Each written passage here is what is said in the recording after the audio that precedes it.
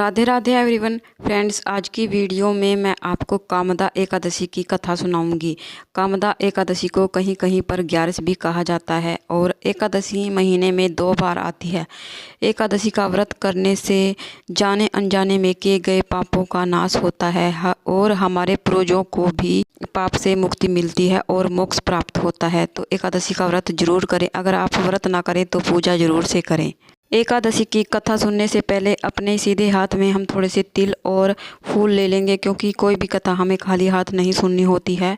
तो मैंने हाथ में तिल और पुष्प ले लिया है। अभी हम कथा शुरू करने वाले हैं, तो चलिए कथा शुरू करते हैं। आज चैत्र पक्ष के शुक्ल मास की एकादशी तिथि है। इसे कामदा एकादशी के नाम से जाना जाता है। कहीं कहीं पर इसे ग्यारस भी कहा जाता है।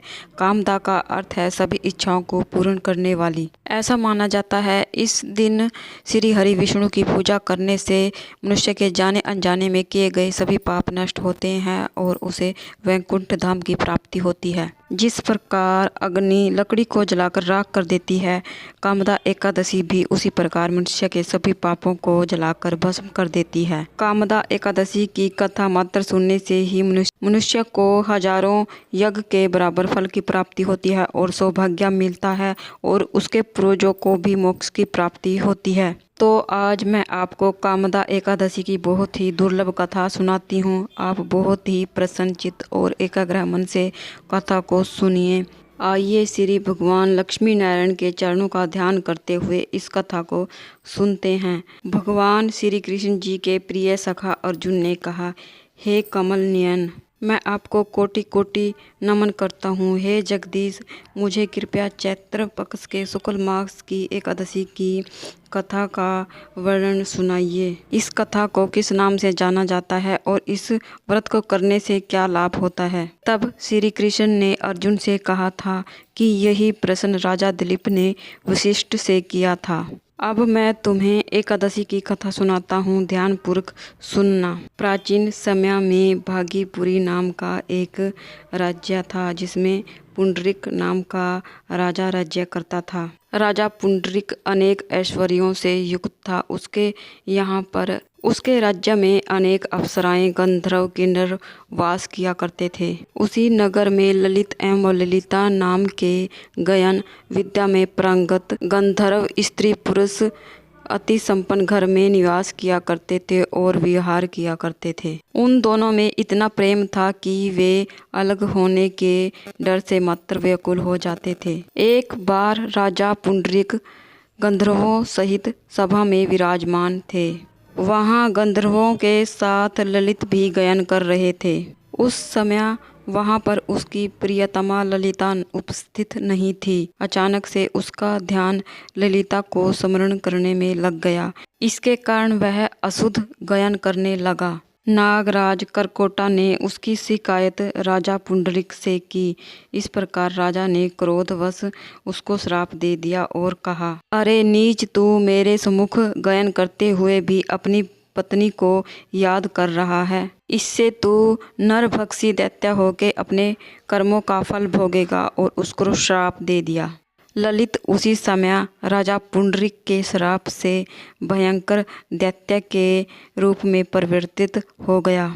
उसका मुख विकराल हो गया।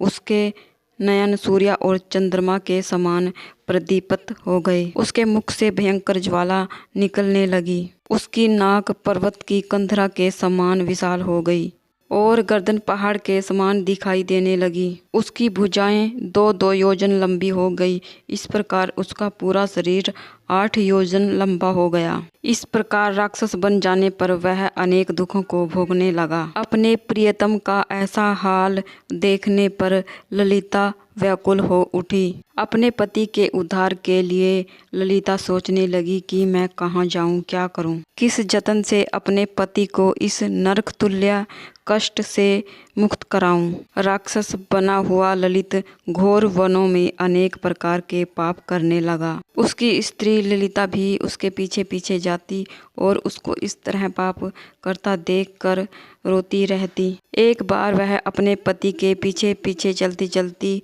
विंध्याचल पर्वत पर पहुंच गई। उस स्थान पर उसने श्रृंगी मुनि का आश्रम देखा। वह भागी भागी आश्रम में गई और बहुत ही दंडवत भाव से मुनि को प्रणाम करते हुए बोली, हे महर्षि, मैं वीर दानवा गंधर्व की पुत्री ललिता हूँ। मेरा पति राजा पुंडरीक के श्राप से दैत्य बन गया है और उससे मुझे घोर दुख हो रहा है। उससे मुझे अपार दुख हो रहा है। अपने पति के कष्ट के कारण मैं बहुत ज्यादा दुखी हूँ। कृपया मुझे उस श्राप को दूर करने के लिए कोई उपाय बताइए। समस्त वृत्तांत सुनकर मुनि श्रृंगी ने कहा, हे पुत्री, चैत्र पक्ष के शुक्ल मास की एकादशी तिथि को कामदा एकादशी कहा जाता है। उस एकादशी का व्रत करने से मनुष्य के सभी पापों का नाश होता है और सभी मनोकामनाओं को पूर्ण करने वाली एकादशी है कामदा एकादशी। यदि तुम विधिवत उसका व्रत करो और पूजा करो तो तुम्हारा पति इस दैत्य योनि से शीघ्र ही मुक्त हो जाएगा और एकादशी का व्रत करने के बाद उसका सारा फल अपने पति को दे देगी तो वह सहज ही इस राक्षस रूपी दैत्य योनि से मुक्त हो जाएगा। श्रृंगी मुनि के ये वचन सुनकर ललिता ने बहुत ही विधि पूर्वक व्रत किया और द्वादशी के दिन ऋषियों के सम्मुख अपने व्रत का फल अपने पति को दे दिया और भगवान नारायण के समक्ष प्रार्थना करने लगी, हे प्रभु, मैंने यह एकादशी का व्रत किया है, इसका सारा फल मेरे पति को दे दिया जाए और दैत्य रूपी राक्षस योनि से उसकी मुक्ति हो जाए। एकादशी का फल पाने से उसका पति एकदम से ठीक हो गया और उसका रूप पहले जैसा हो गया और इस प्रकार ललित सुंदर वस्त्रों और आभूषणों से अलंकृत होकर ललिता के साथ फिर से विहार करने लगा। कामदा एकादशी के प्रभाव से ललित पहले की तरह सुंदर हो गया और मृत्यु के पश्चात दोनों पुष्पक विमान में बैठकर वैकुंठ धाम को चले गए। आगे भगवान श्री कृष्ण अर्जुन से कहते हैं कि कामदा एकादशी का विधि पूर्वक व्रत करने से मनुष्य के सभी पाप नष्ट होते हैं और राक्षस रूपी दैत्य योनि से भी मुक्ति मिलती है और ब्रह्म हत्या जैसे पापों से भी मनुष्य की मुक्ति होती है अगर कोई मनुष्य कामदा एकादशी का विधि पूर्वक व्रत करता है। और श्री कृष्ण कहते हैं कि इससे उत्तम कोई व्रत नहीं है। अगर कोई मनुष्य कामदा एकादशी की कथा सुनता है और उसके महत्म्यों को बहुत ही चित्त मन से सुनता है तो उसके सभी मनोकामनाएं पूर्ण होती है और उसके सभी पाप नष्ट होते हैं। इस प्रकार ललिता ने कामदा एकादशी का व्रत करके अपने पति को दैत्य रूपी योनि से मुक्त कराया है।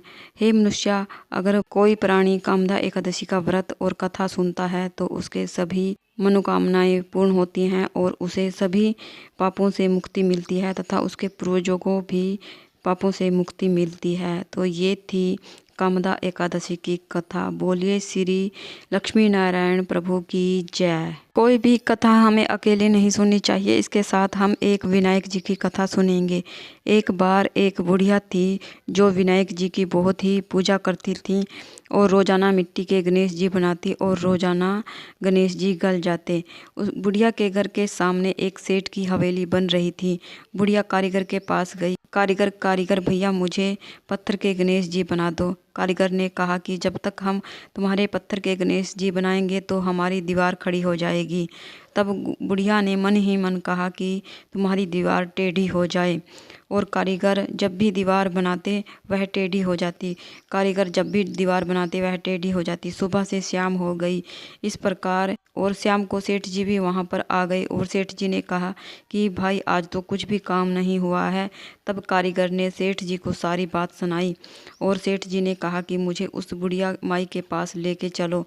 तो बुढ़िया माई तब कारीगर सेठ जी को बूढ़ी माई के घर ले गए। सेठ जी ने बूढ़ी माई से कहा कि बूढ़ी माई जी, मैं आपको मिट्टी के नहीं सोने के गणेश जी बनवा के दूंगा, पर आप हमारी दीवार सीधी करा दो। और इस प्रकार गणेश जी सारी बात सुन रहे थे। तब गणेश जी ने उनकी दीवार सीधी कर दी और सेठ जी ने भी बुढ़िया को सोने के गणेश जी बनवा कर दिए। हे गणेश जी भगवान, जिस प्रकार सेठ जी के साथ पहले की ऐसे किसी के साथ नहीं करना, और जैसे सेठ जी के साथ बाद में की ऐसे सबके साथ करना। कहते सुनते हुकारा भरते हुए जो भी कोई इस कहानी को सुन रहा है उसकी सभी मनोकामनाओं को पूर्ण करना। जय विनायक जी महाराज। और इस प्रकार हमारी दोनों कथाएं पूर्ण होती हैं। जो पुष्प और तिल हमारे हाथ में हैं, फूल हम भगवान विष्णु के चरणों में समर्पित कर देंगे, और थोड़े से तिल हम भगवान विष्णु के चरणों में, लड्डू गोपाल के चरणों में, और थोड़े से तिल हम दिए में डाल देंगे। थोड़े से तिल हम जल के लोटे में डालकर जल के लोटे को सूर्य देव को अर्घ दे देंगे। इस तरह से हमारी एकादशी की कथा पूर्ण होती है। और उसके बाद भगवान से हाथ जोड़कर हम प्रणाम करेंगे और पूजा में रही गलतियों के लिए समय याचना करेंगे। अपनी मनोकामनाओं को पूर्ण करने के लिए भगवान से प्रार्थना करेंगे। जय श्री लक्ष्मी नारायण भगवान की जय।